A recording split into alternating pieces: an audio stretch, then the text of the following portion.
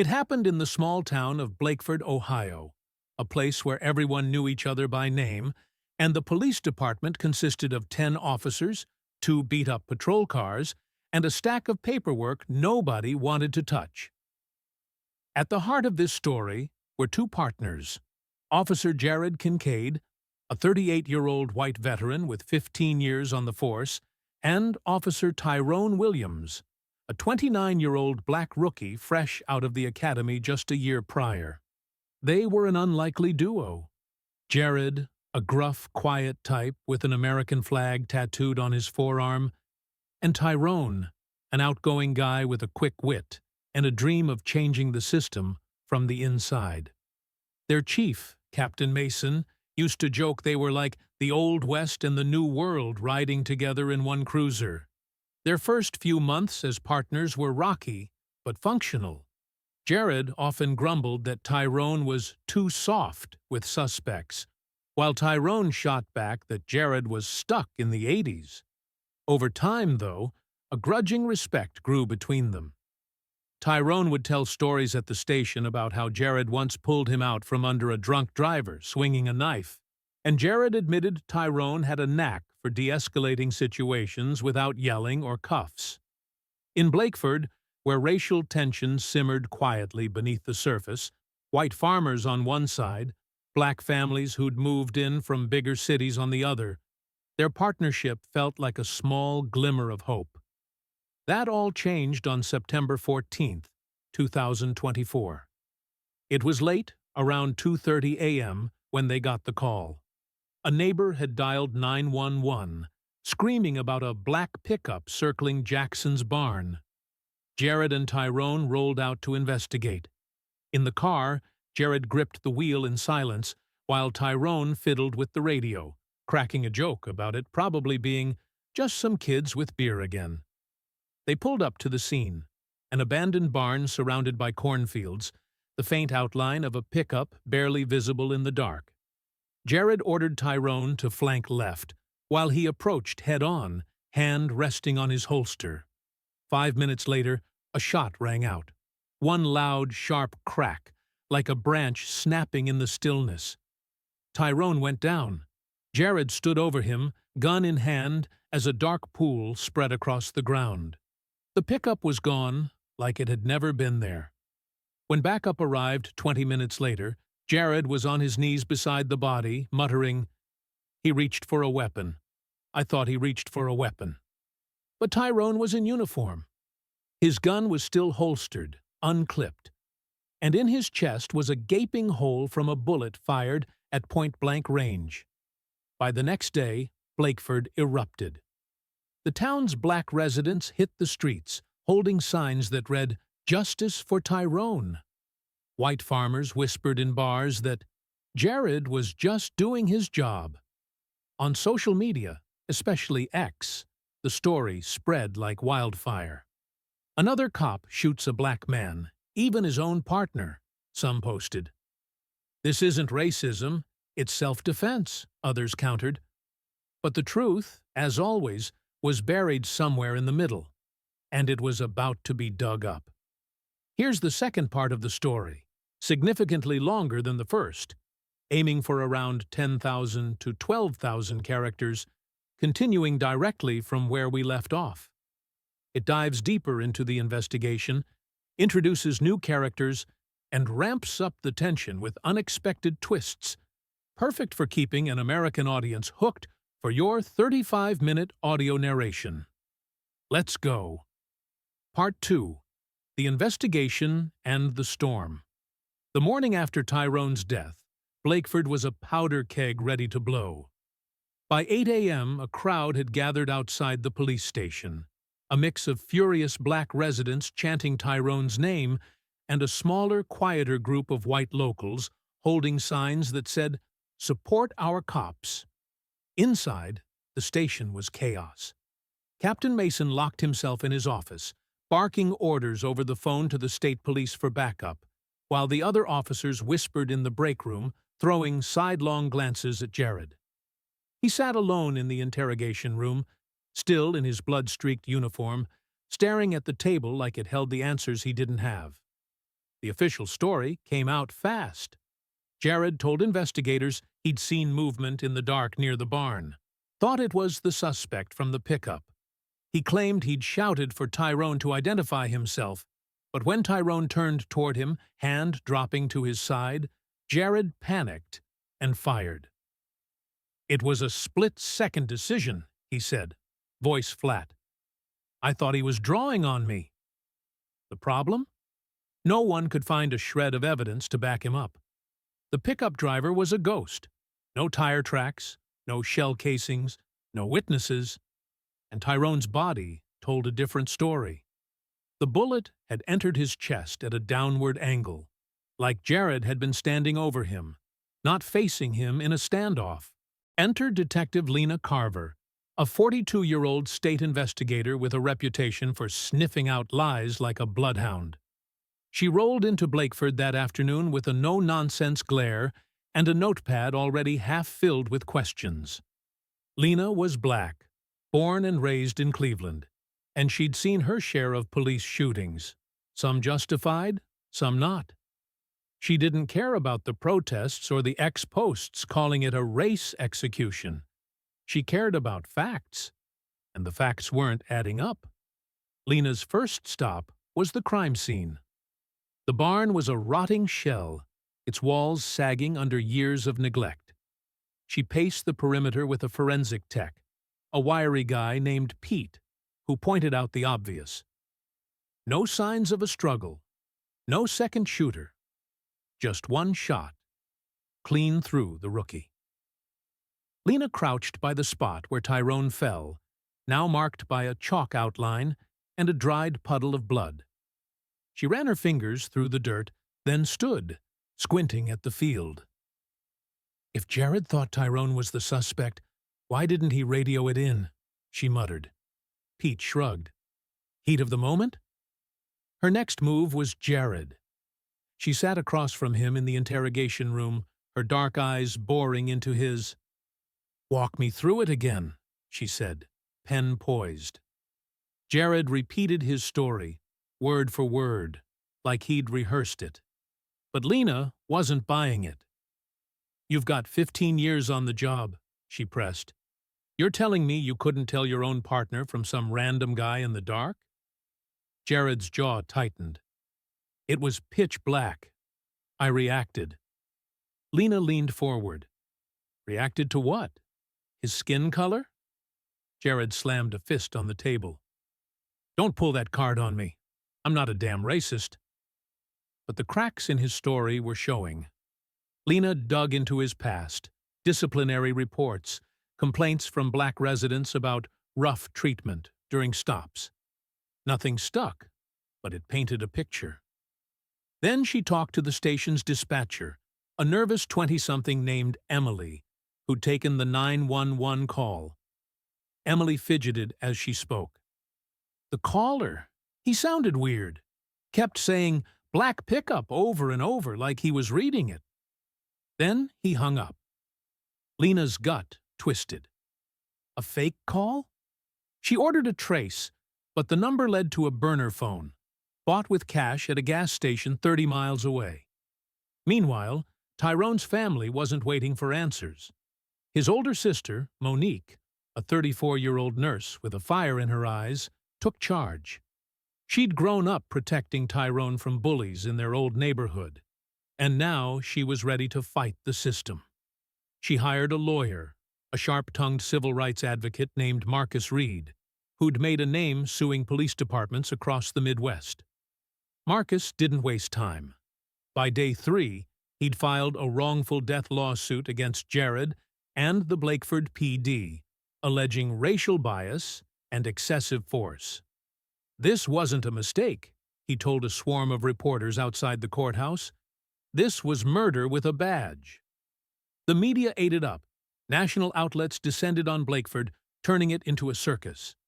CNN ran a segment titled Partner or Prey, while Fox countered with Tragic Error or Anti-Cop Hysteria. On X, the hashtags Chatu's Justice for Tyrone and Chatu's Back the Blue battled it out, with thousands of posts dissecting every detail. Someone leaked a photo of Tyrone's body, sparking outrage, and a few conspiracy threads claiming the whole thing was staged. Then came the first bombshell. Pete, the forensic tech, called Lena late one night. "You're going to want to see this," he said, voice shaky. He'd been re-examining the bullet trajectory and found something odd. Traces of fabric on the slug that didn't match Tyrone's uniform. It was denim, dark blue, like something a civilian might wear. "Either your shooter's lying," Pete said, "or someone else was out there." Lena's mind raced. A third person? She ordered a wider sweep of the field, and 2 days later, they found it. A single boot print, size 11, half buried in the mud 50 yards from the barn. It didn't match Jared's or Tyrone's shoes. The discovery flipped the case on its head. Was Jared covering for someone? Or had he shot Tyrone to silence him? Lena tracked down the neighbor who'd called 911, a reclusive old man named Harold Grayson. He lived a mile from the barn, half blind and half deaf, but swore he'd seen that pickup. "Black as night," he croaked. "Heard an engine, then a bang." Lena pressed him, but his story wobbled. He couldn't say if he'd seen one figure or two. She left his trailer with more questions than answers. Back at the station, Jared was unraveling. He stopped talking to Lena, lawyered up with a union rep, and started drinking heavily. At least, that's what the bartender at Rusty's Tavern told anyone who'd listen. One night, a rookie cop overheard him muttering to himself at the bar, "I didn't mean for it to go this far." The rookie reported it to Mason, who passed it to Lena. She filed it away, a puzzle piece she couldn't yet place. By week 2, the protests had grown. Monique led a march through downtown Blakeford, 200 strong, demanding Jared's arrest. Counter-protesters showed up too, and it got ugly. Fists flew, a cop car's window got smashed. The governor called in the National Guard, and suddenly Blakeford was a war zone. Lena knew she had to crack this fast, before the town tore itself apart. She sat in her motel room that night, staring at her notes. The boot print, the denim, the burner phone. "There's someone else out here," she whispered to herself, "and Jared knows who it is." Here's the third part of the story, continuing directly from part 2. This section is roughly 10,000 to 12,000 characters, keeping the momentum going with courtroom drama, shocking revelations, and escalating stakes. It's designed to captivate your American audience for your 35-minute audio narration, blending legal battles, personal vendettas, and a deepening mystery. Let's dive in. Part 3. The Trial and the Truth Unravels.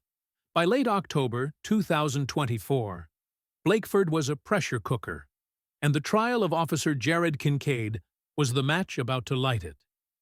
The state charged him with second-degree murder, arguing he'd intentionally shot Tyrone Williams without cause. Jared's defense team, bankrolled by the police union, countered that it was a tragic accident, a split-second mistake in the dark. The wrongful death lawsuit from Tyrone's family ran parallel, with Marcus Reed pushing for millions in damages and a public reckoning. The courthouse, a squat brick building on Main Street, became ground zero, swarmed by reporters, protesters, and satellite trucks beaming every detail to the world. Detective Lena Carver handed her findings to the prosecution. The downward bullet angle, the denim on the slug, the mysterious boot print, and Jared's shaky story. She'd spent weeks chasing the burner phone lead, but it was a dead end, until a clerk at the gas station where it was bought recognized a grainy security photo. "Yeah, that's Tommy Grayson," he said, pointing to a wiry white guy in his late 20s. Tommy was Harold Grayson's grandson, a local troublemaker with a rap sheet for petty theft and bar fights. Lena's gut screamed he was tied to this, but she had no proof, yet. The trial kicked off on November 3rd, Judge Evelyn Harper presiding.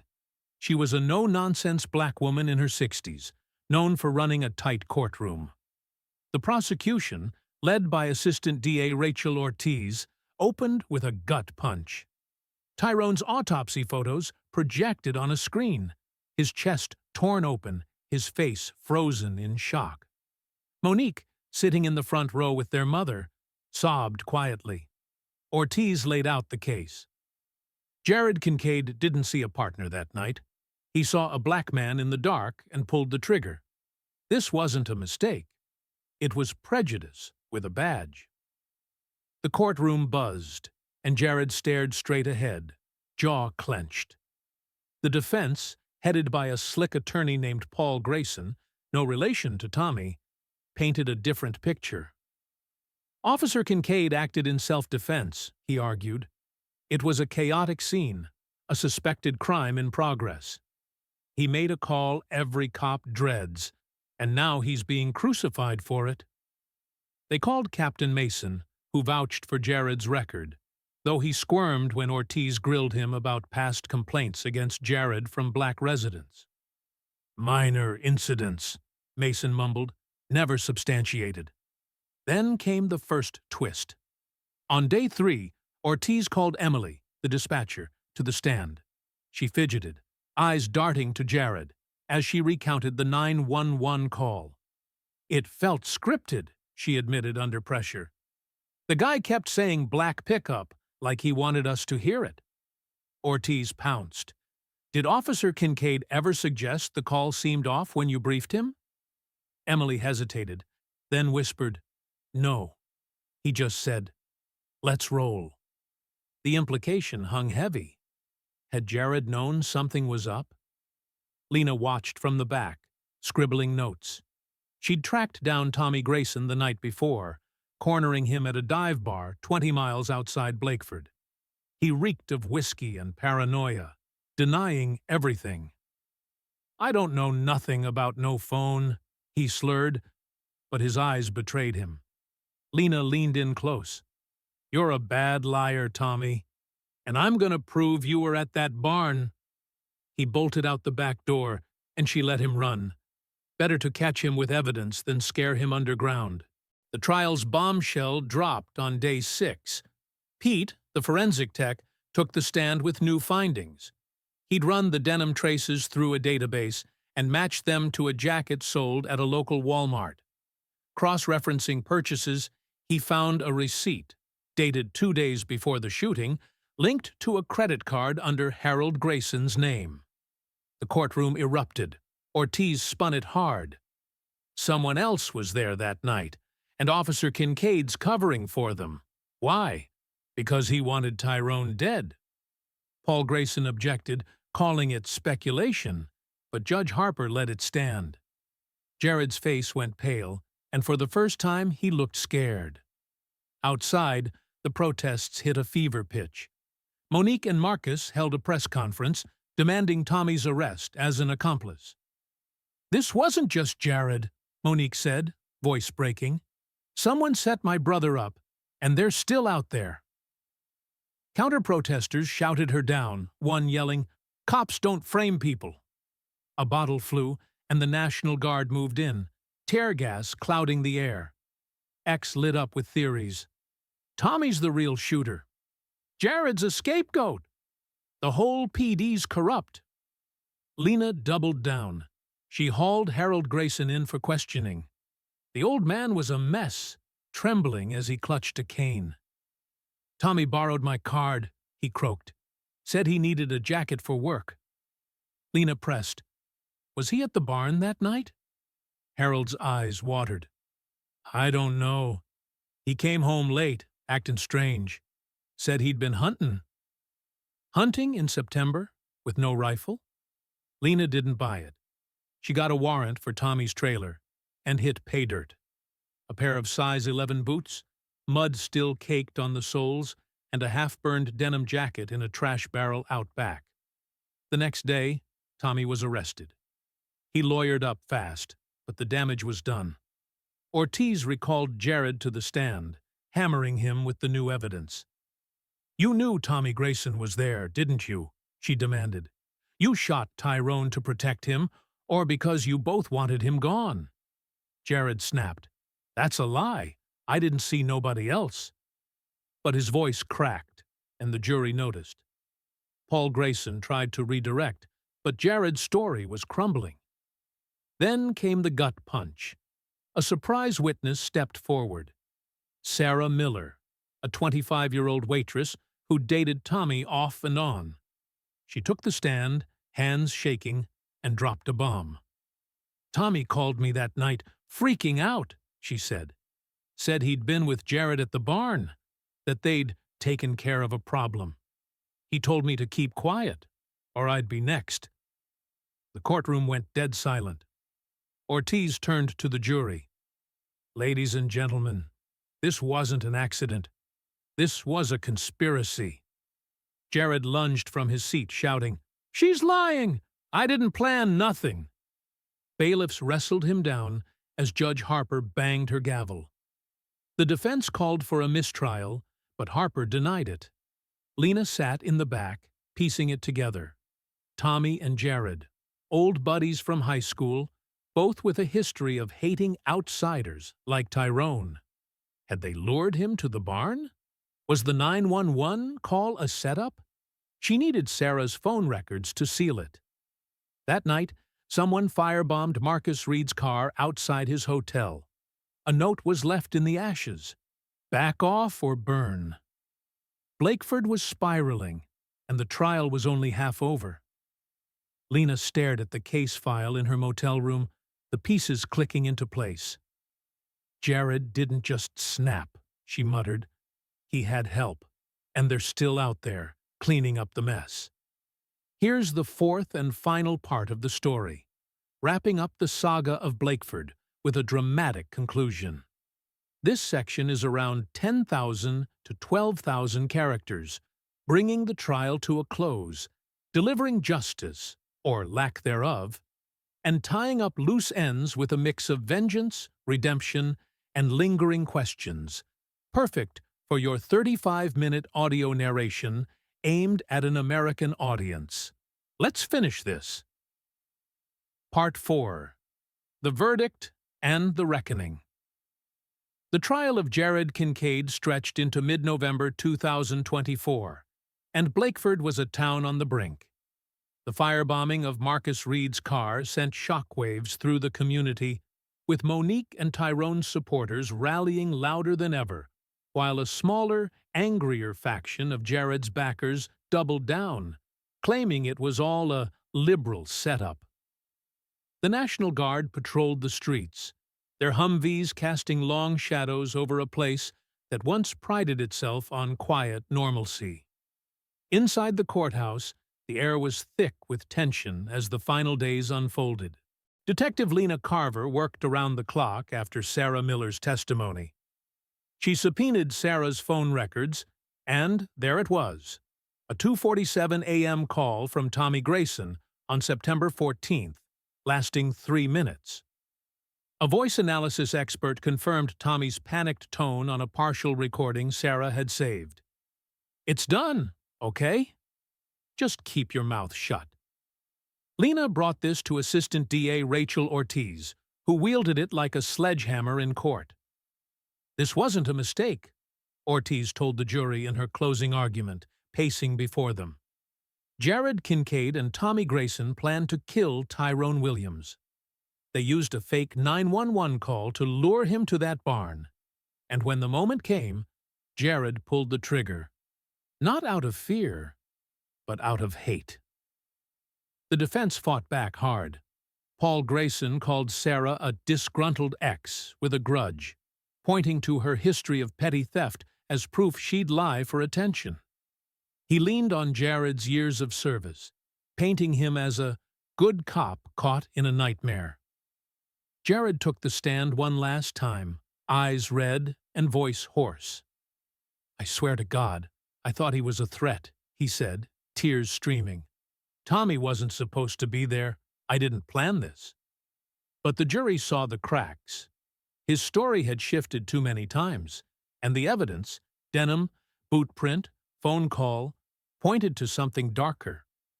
On November 18th, after 14 hours of deliberation, the jury returned. The courtroom was silent as Judge Evelyn Harper read the verdict. Guilty of second-degree murder. Jared slumped in his chair, head in his hands, as Monique let out a choked sob of relief. The gallery erupted. Cheers from Tyrone's supporters, curses from Jared's. Ortiz hugged Marcus Reed, who whispered, "This is just the start." Jared was sentenced to 25 years without parole, handcuffed and led away, his union lawyer vowing an appeal. Outside, the crowd clashed again, and a news van's tires were slashed. But the story didn't end there. Tommy Grayson's trial was next, and Lena was determined to nail him as the mastermind. Sarah's testimony, backed by the phone evidence and the burned jacket, was damning, but Tommy's lawyer played dirty, leaking rumors that Sarah had been paid off by Tyrone's family. Lena tracked down a new witness, a gas station clerk, who'd seen Tommy and Jared together the day before the shooting, buying beer and laughing about teaching someone a lesson. It wasn't airtight, but it tipped the scales. On December 10th, Tommy was convicted of conspiracy to commit murder and sentenced to 20 years. He smirked as he was led out, muttering, "Y'all ain't seen the last of me." The civil suit wrapped up in January 2025. Marcus Reed secured a $12 million settlement from the Blakeford PD, forcing the department into state oversight and mandatory bias training. Captain Mason resigned in disgrace, replaced by a reform-minded outsider. Monique used part of the money to start the Tyrone Williams Foundation, funding scholarships for black kids dreaming of law enforcement careers. "He wanted to fix this system," she told a crowd at the launch. "Now he will." Yet justice felt hollow to some. Lena couldn't shake the loose ends. Who else knew about the plan? She dug into Jared and Tommy's past, finding old high school buddies with similar views, guys who'd posted All Lives Matter rants on X and bragged about keeping Blakeford pure. One, a mechanic named Kyle Brandt, had vanished after the shooting. Lena tracked him to a trailer in Kentucky, but he was gone. Neighbors said he'd left with a duffel bag and a rifle. She found a note in his trash. Jared should have kept quiet. Was Kyle the real puppet master, or just another cog? She reported it, but the trail went cold. The aftermath rippled beyond Blakeford. The case sparked national debates on police accountability, with X threads dissecting every angle. "This is why we need body cams," one viral post read, racking up 50,000 likes. "Cops are just humans. Mistakes happen," countered another. A documentary crew swooped in, interviewing Monique, Lena, and even Sarah, who'd moved away after death threats. The film, Badge of Blood, won awards, but left viewers arguing over who was truly to blame. For Lena, it was personal. She sat in her Cleveland apartment on April 3, 2025, the current date, staring at a photo of Tyrone from the case file. He'd been a rookie with a grin that could light up a room, and now he was a symbol. She'd gotten justice. But at what cost? Blakeford was scarred, its residents divided. Jared was in prison, Tommy too, but Kyle was out there, and maybe others. She poured a whiskey and toasted the photo. "You deserved better, kid," she said, voice low. Back in Blakeford, Monique visited Tyrone's grave that same day. The headstone read, "Officer Tyrone Williams, 1995 to 2024. A fighter for fairness." She laid a rose and whispered, "We got him, little bro. Rest easy." A breeze rustled the cornfields nearby, carrying the faint echo of that fatal shot. The town was quieter now, but the wounds ran deep. Some saw the verdicts as a win, others as a witch hunt. The truth? It depended on who you asked. And somewhere, in a bar far from Ohio, a man with a duffel bag watched the news, a smirk tugging at his lips. "They think it's over," he muttered, finishing his beer. "They're wrong.